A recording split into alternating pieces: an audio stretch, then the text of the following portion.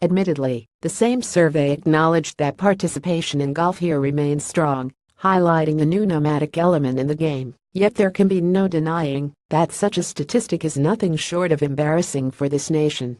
That, alas, is becoming a worrying trend, and, bearing in mind please that, over the years, this correspondent has never been shy to trumpet tartan triumphs, and, at the same time, has savored Scottish success with immense pride. Here are a few facts for anyone who thinks differently. Scotland's last victory in a regular European Tour event was in March 2015, when Richie Ramsey claimed the Hassan Trophy in Morocco.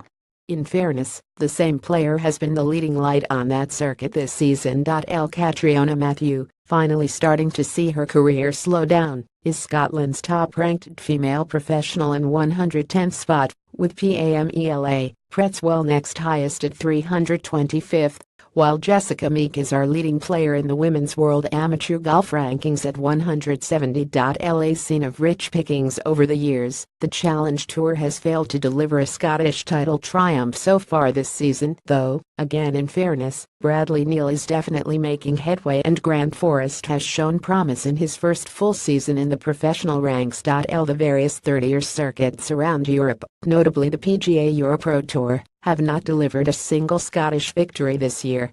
Having been fruitful in the past, it has to be worrying to see success dry up at that level.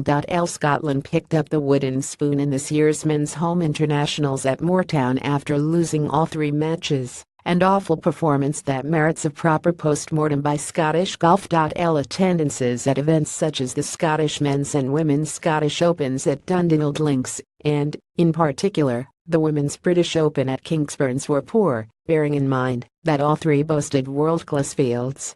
If that snapshot of the current state of Scottish golf doesn't make you feel depressed, then you clearly have your head buried in the sand, and that, I'm afraid, won't help create a culture change that is definitely required to help shape a brighter future for the sport in this country.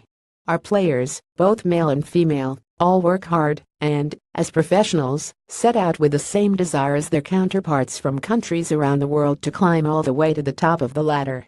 But it has become abundantly clear, more so with each passing year, that something is wrong in Scottish golf at the moment, and it simply has to be fixed. We've reached the stage where it is time to get to the bottom of why a decade's worth of promising young talent, such as Lloyd Saltman, James Byrne, Callum McCauley, Michael Stewart and Wallace Booth, failed to fulfill their potential. As a result, the average age of Scotland's current group of European Tour card holders is 36, an astonishing statistic, and one we certainly can't be proud of at a time when other countries are churning out young players who are capable of hitting the ground running.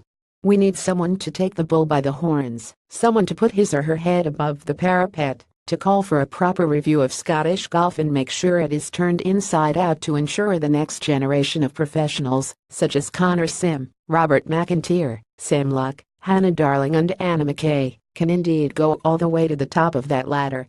Paul Lawrie and Stephen Gallagher are both doing a terrific job already of trying to create a brighter future for the sport through their splendid junior foundations, while Gallagher and Catriona Matthew, Andrew Coulthard was too, for a spell, are on Scottish Golf's Performance Committee. All of that can only be helpful, as can the recent introduction of our leading amateurs being afforded Challenge Tour playing opportunities. One question that would need to be asked, though, as part of that review would be about Dean Robertson. Yes, he also now sits on that performance committee, but, as a country, are we really making the most of someone who has steered Stirling University to success after success? A European title double was landed just last week during his time at the helm of its golf program. I think not, and it's really time something was done about that.